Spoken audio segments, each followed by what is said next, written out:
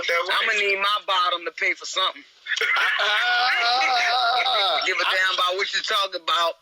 It's time for the Homo Talk Show. It's your boy Troy Weeks Music here. We got Yuri, of course, in the building. We got Chris in the building. And if you hear my voice, you know what time it is. And our special guest today is Stevie. What's up, guys? Of course, you know we got it live in effect each and every week. I was like, what the fuck? So, we about to get into it, just like we always do, straight with no lube. Let's get it. What the fuck you do, people? It's your boy CJ, and it's Homo Talk Show on Verse TV. Make sure to like, subscribe, and give us a big-ass thumbs up. Okay, now that you tuned in, let's get this shit started. All right, so we have the Homo Psychology, and my psychology professor taught a lesson that hetero men are hardwired to find a woman with the ability to raise a family. And the hetero women are hardwired to find a man with access to resources, the ability to provide for the family, baby. And homosexuals are probably a mix of the both, is my assumption. And I think that this is somewhat true, but I think as time has gone on, a lot of women have become very independent. Roles have switched.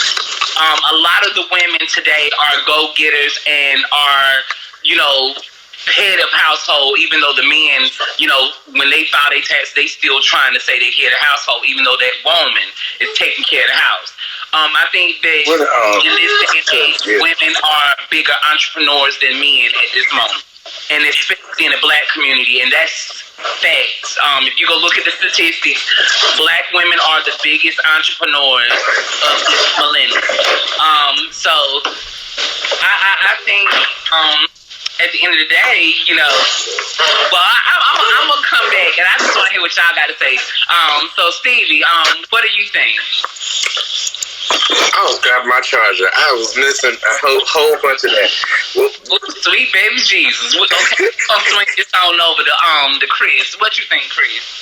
Well, I think that, even as a lesbian, woman, I agree with everything you said. Let's just start there. I do believe that, more of the woman nowadays is balancing more of the weight of the household.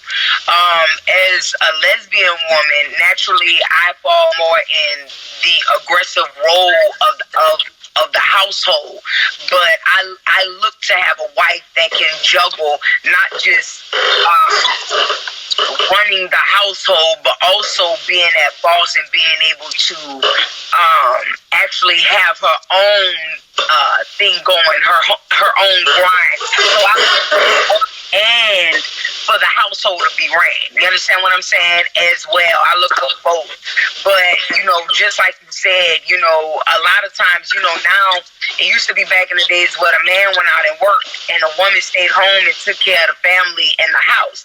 But nowadays, you have a lot of, even in the heterosexual relationships, marriages, you have a lot of men who stay home, take care of the kids, and look after the household, and the woman goes out and work, so some of those roles have flipped. But I also will say this. I'll also say that I think that in the past, I'm Southern, so a woman was bred to be that wife and not to, step her boundaries when it got down to the husband.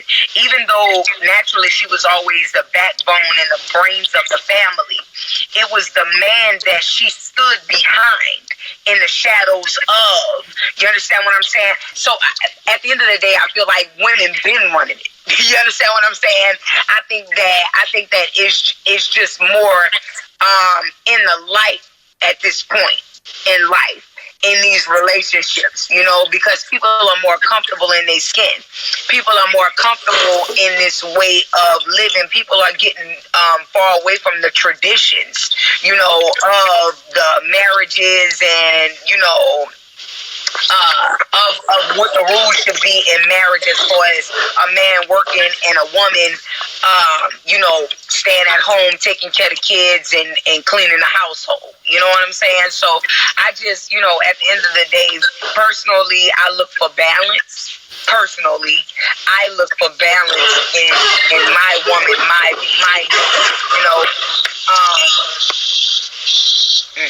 I look for balance in my woman and my mate. So, but to each his own. Whatever accommodates you and your family. Nobody can judge or say what you need to be doing in your household. It's about what works and what's functional for you and what you got going on. Right. All right. Well, are you prepared?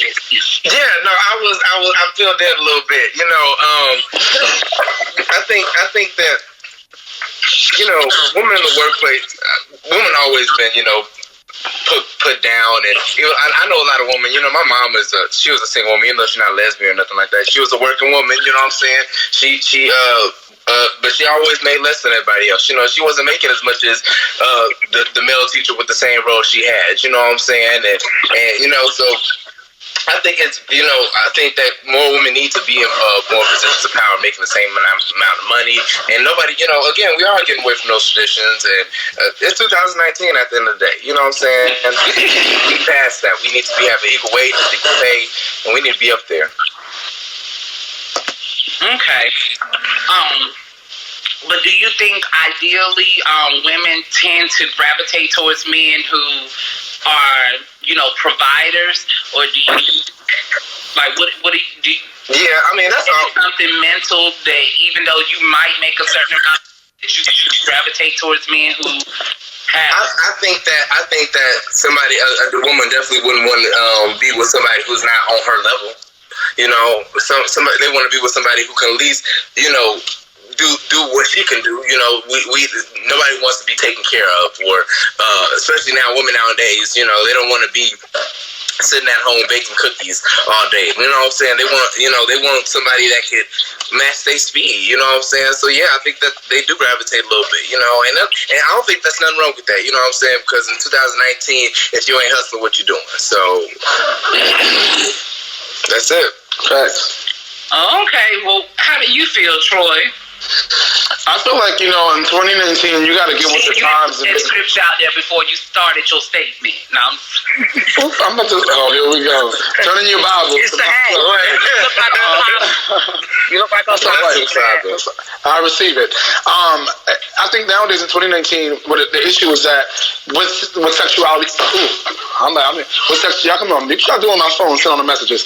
Sexuality itself is something that has been opened up to the world now, so I think it's important to understand that relationships are not going to be what they used to be, or what we were born to understand them to be. I feel like you have to be more open-minded now to really understand who people are themselves.